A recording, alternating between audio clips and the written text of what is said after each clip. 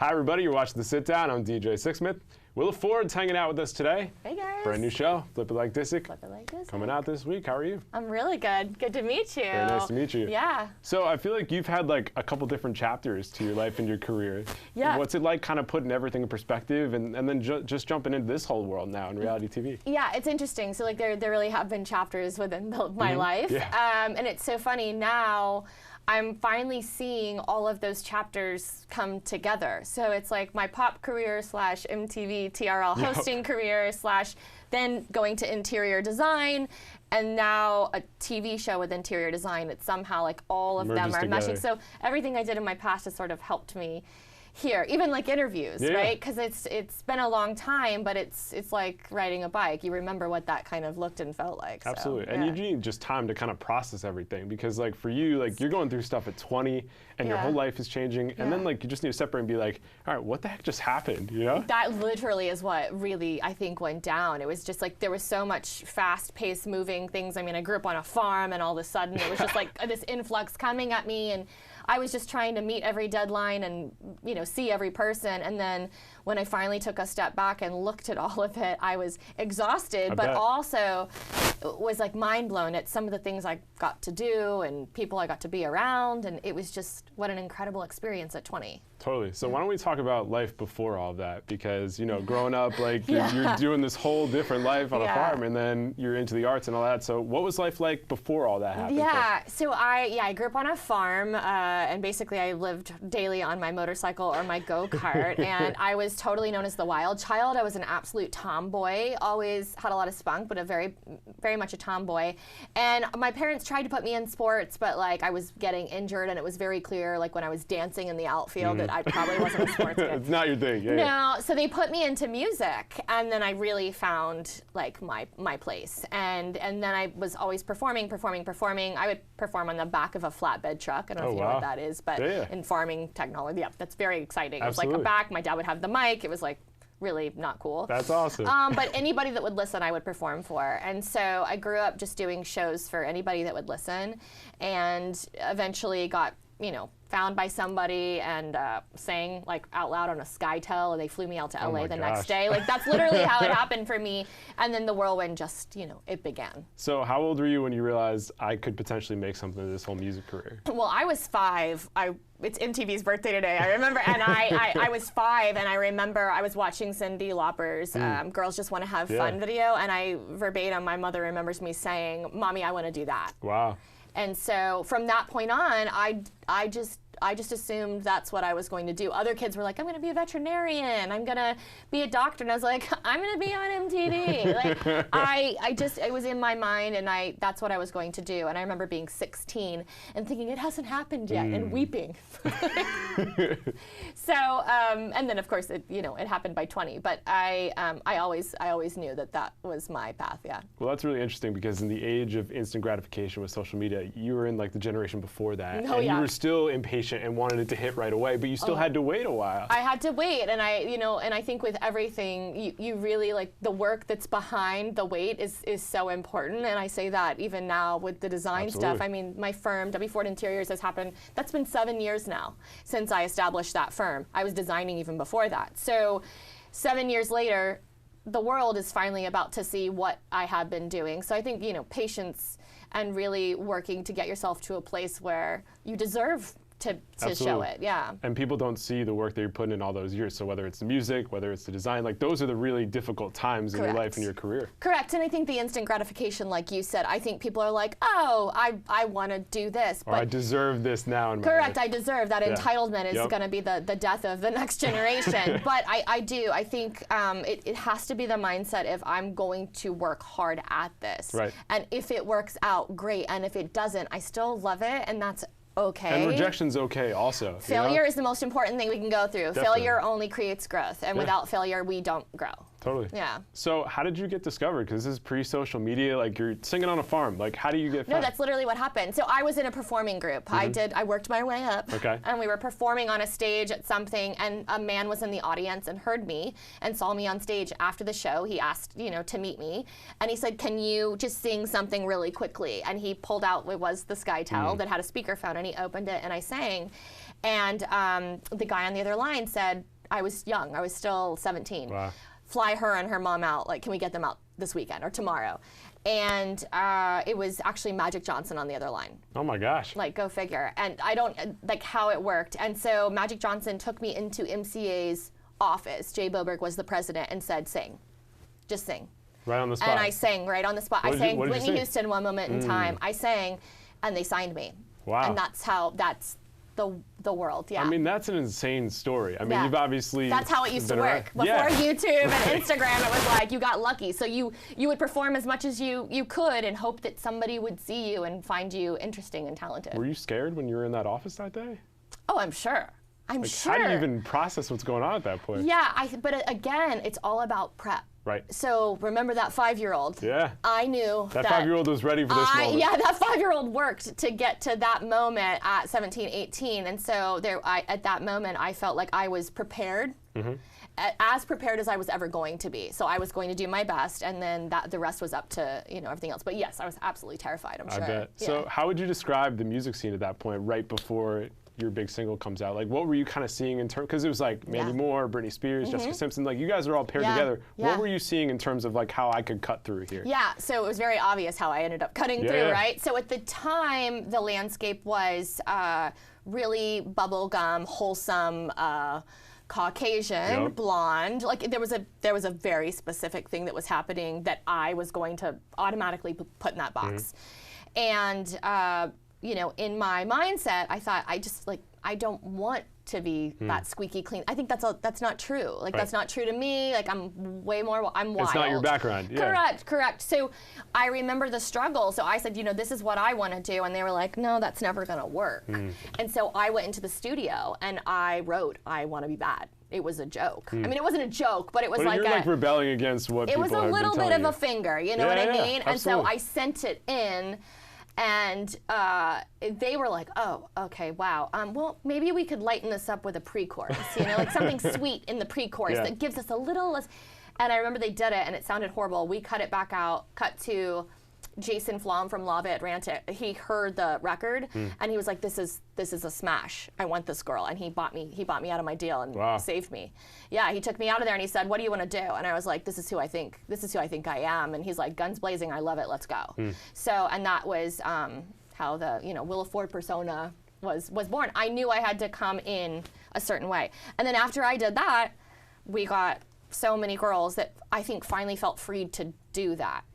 On MTV, but before that, they were told no.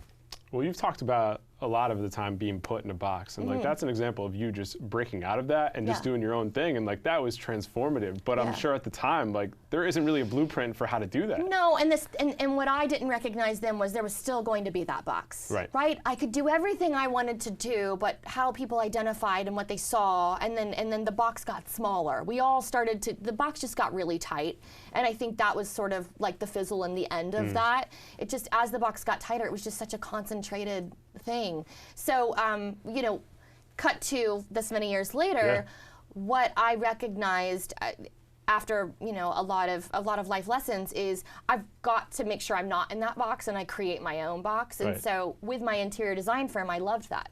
I control this. Yeah, you're the boss. Right? I'm the boss. I control the yes. I control the no. And now that I'm doing something that is my own box. Nobody else is sitting in it with me, with this new show, and I think everybody will see. I feel you. So you were talking off camera, you were talking about being 17, being around the Backstreet Boys. Like when your song goes out, like how does life physically change for you? Like what does life look like right after that when that song hits on the radio for the first time? Yeah, I mean, it's the most exciting moment you ever feel, especially if you're the songwriter, right? To understand that. And then I think the moment when it really hits isn't when you hear it on the radio. The moment is when you get on a stage and you see people singing it back to you and your lyrics, and I don't know what it feels like if you don't write the music, but it wasn't so much me as the artist that it hit hard. It was me as the lyricist, me as the songwriter that was like, wow.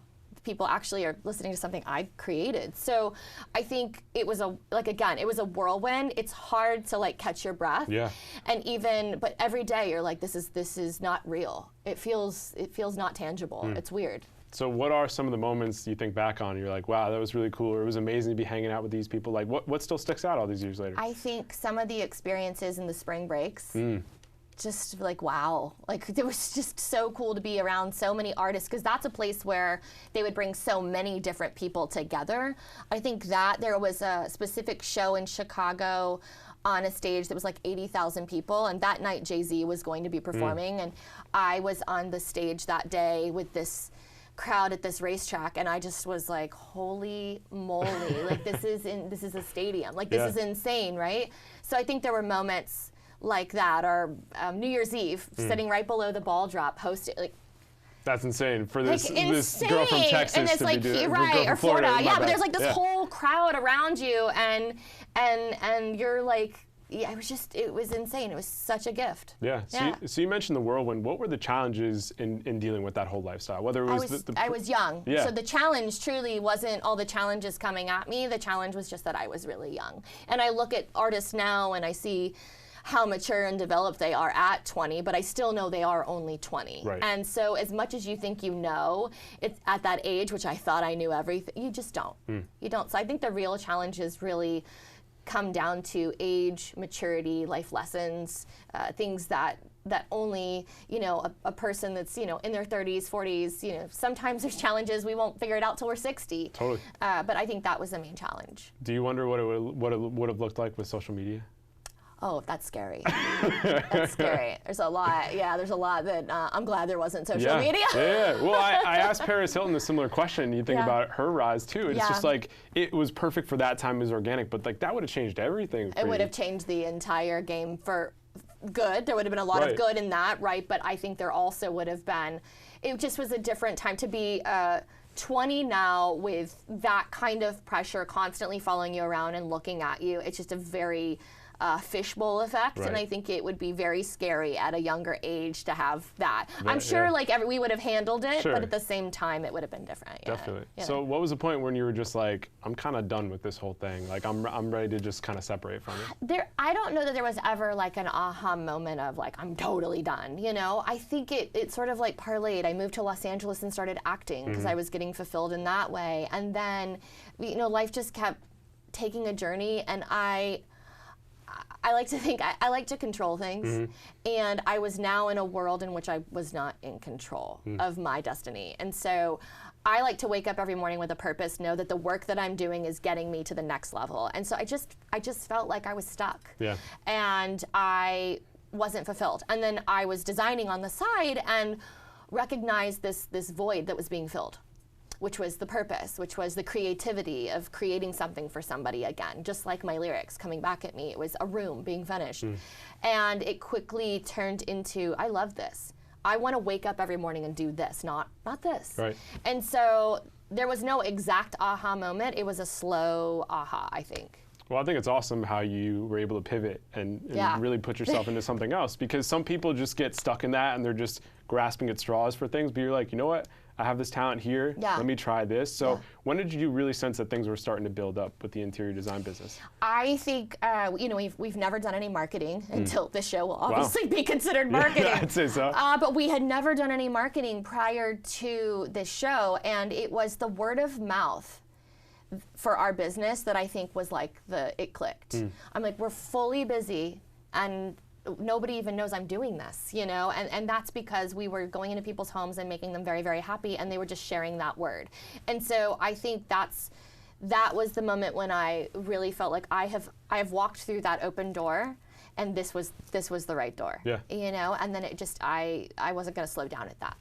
So how long ago did the show come into the picture for you? About a year and a half ago. So what's it been like developing this? Yeah, so the talks, started, and it was like, would you like to be a part of this show? And let me think about it. And then I felt so confident in where I'm at in my life and where my company is at that we're a solid foundation. And I felt like I have no problem for people to see what that looks like, And it was a year and a half process of shooting this and doing this. And it has its moments and that are fantastic, and it has its moments that are so challenging, but you'll see it all on the show. You'll see me try to fit into the boys club. You'll see us renovating a giant house and never working together as a team. That definitely is a struggle. You know, when you're on a group project with coworkers and it's the first time you're doing it, there's stuff that comes up. There's going to be a lot of stuff that comes up. So that's you will see that this season. Definitely. And some people don't realize like how much actually goes into decorating a house, flipping a house. It's pretty crazy until they actually do it. Correct. And yes, correct. I think every client I have is like, wow, newfound respect for what this actually entails. And I do think, you know, on the show, we try to show the reality of that. There's even more behind the scenes that you do not see that my team and I had taken on. And I can't even explain. It was so much work, but it's really exciting to see the fruits of our labor finally going out there.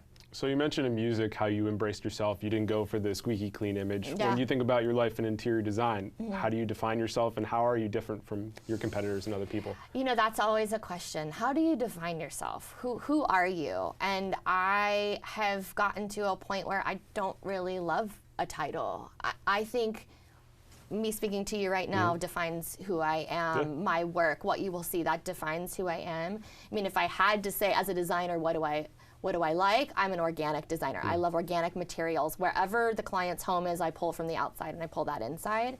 But overall, I am so over labels. I feel you. Yeah. I'm over labels, and I feel like as a society in general, we do it to each other. No question. But every single one of us are tired of these labels, and so I'm going to refuse to label myself. Good for you. Yeah, you're just Willa. That's it. That's it. That's it. Yeah. No, this happens for everybody. It's just very easy to do that. It's just like, all right, I'm going to put this person here, and that's who they are. Yeah. But a person evolves, a person changes. Correct. But if you start to do that, it messes with the whole system, and people are like, whoa, wait a minute. And by the way, and like I said, we're all guilty. I know I'm guilty. I put so-and-so in a box, and but I'm so done with labels. Like in a time when we can be whoever we are, love whoever we should love, I'm done with it. And it's also funny, it's like if a person's done something, like you've done music, it's like, oh, wait, you're gonna do interior design? Like I'm sure you dealt with that too. It's like, why can't I do both? Well, that's really confusing for people. Like, how does that pivot occur?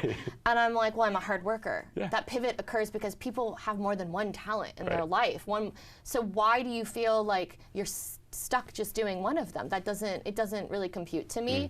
And I feel like I owe that to my parents. It was always like, who are you? Okay, great, go be you. Yeah. You know, and the second part of my life, amazing, we're so proud of you, go do that. Yeah, and I think just as a society, like when a person becomes famous like you at a certain age, like that's how we just remember them. It's hard, and but it's difficult to go past that. It's nobody's fault. That's how our brains work. Definitely. Yeah. Yeah, it's definitely interesting. Maybe we can change it. Hopefully. Yeah. Well, not today, but we're working on eventually. It. So when people check out this show, what are a couple big things you want them to take away thinking? You know, it's quite a journey, and I think I'm excited for people to see personally how I've evolved and how I've grown and my work ethic, and I'm hoping what that does. I can only speak from my own perspective. I'm hoping what that does is it reaches, you know, people that are at a job that they're unsure of if this is actually where they should be. And I like to tell people, don't quit your job. Probably not smart. You kind of need some finances. Just get a side hustle. Yes, that's it. You just have to start it small. You don't have to go big and quit everything. Just start it small. You will know the moment when that thing has taken over this thing. Right. And so I hope people can really enjoy and see, like, after 7 years, this is where it could go. And to sort of believe in their passions and to get there, and you really can make a living doing something that you love. Also, though, just on the show in general, I think it's really fun for people to see the dynamic of different personalities, different cultures, because you know, Mickey on our show is Israeli, really trying to understand each other, and you're going to see there's a lot of like we don't understand each other, but I think towards the end you're going to see that there's a softening of his heart, and like you're just going to see how it's a small hyped version of what we see in the world everywhere. Yeah, it's a little microcosm of real life. Right, just with trying a to get camera on top of you. Which I'm sure was quite an experience. Act normal, you know. Like, but how am I supposed to do that? It's so crazy because I thought the same thing, but in a docuseries, it's weird. All of a sudden the camera is gone. Yeah. It's the weirdest thing. You think like, oh my God, a camera's on. No, like all of a sudden the camera's gone and you're just honestly, I was just trying to get through my job. Yeah.